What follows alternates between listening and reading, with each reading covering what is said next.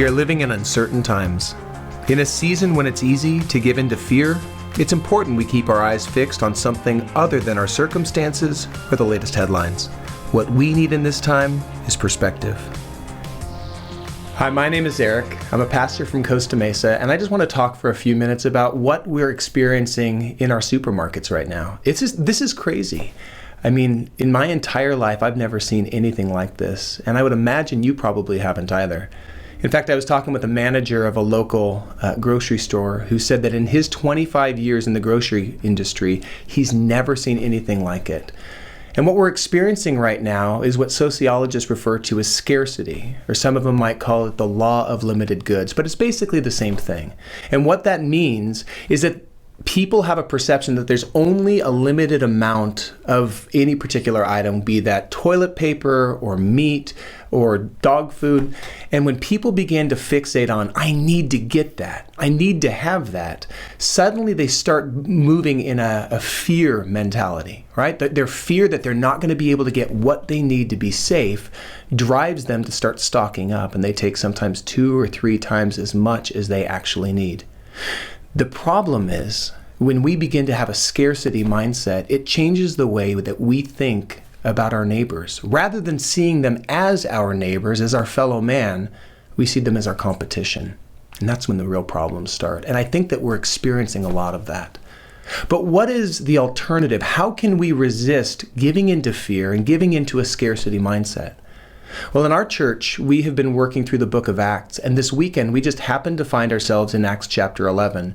And there's a really interesting story that happens at the end of Acts 11, where a church hears about the fact that a famine is coming, and this famine is prophesied to hit the entire Roman world. And that famine actually did happen.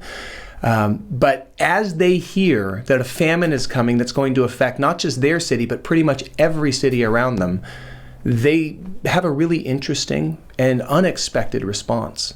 They get together and they pool their resources. They take whatever extra that they have and they send it to churches that are living, or people that are living in another area that they recognize is going to be harder hit even than them. And I can't help but wonder, why is it that they would respond with an attitude of generosity when our tendency is to respond with an attitude of scarcity? And I think that there's probably 2 reasons why they respond in the way that they did. The first thing is they are not focused on their circumstances. I believe that they're focused instead on Jesus, the one who is above their circumstances. And so that enables them not to worry, even though this is going to impact their life. They're not terrified because they know that he owns the cattle on 1,000 hills and the toilet paper in 1,000 Costco's, right? He's got them. The second thing that they keep in mind is that they're not just thinking about their own nuclear family. They're actually more focused on the fact that everybody is part of their family, and they have a responsibility not just to the people living in their home, but to others as well. And they act upon that.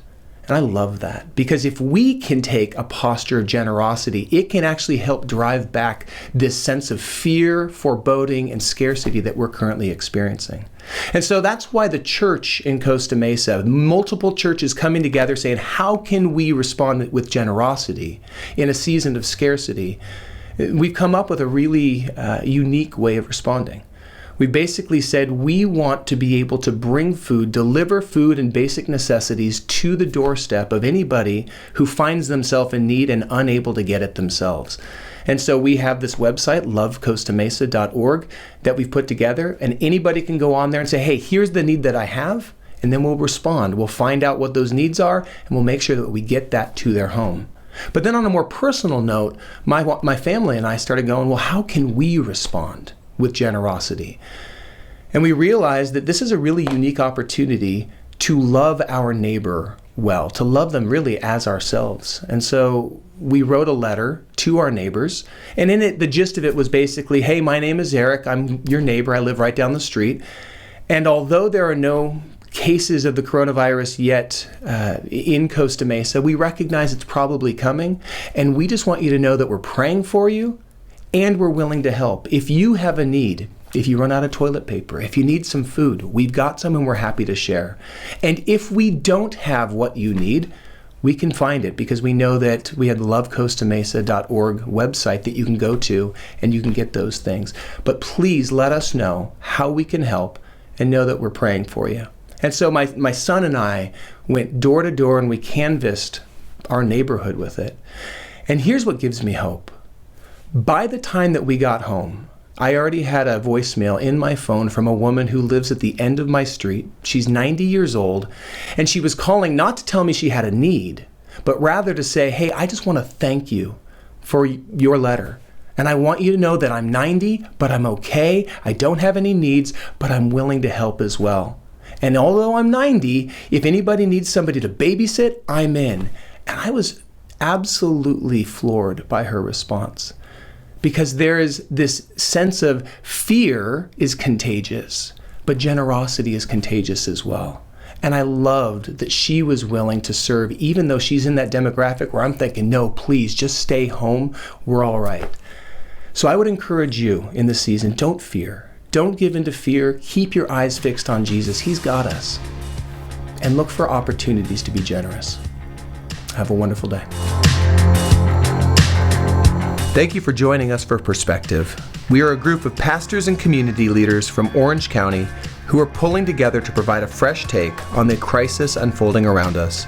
We invite you to join us each morning for a new perspective on this ongoing pandemic.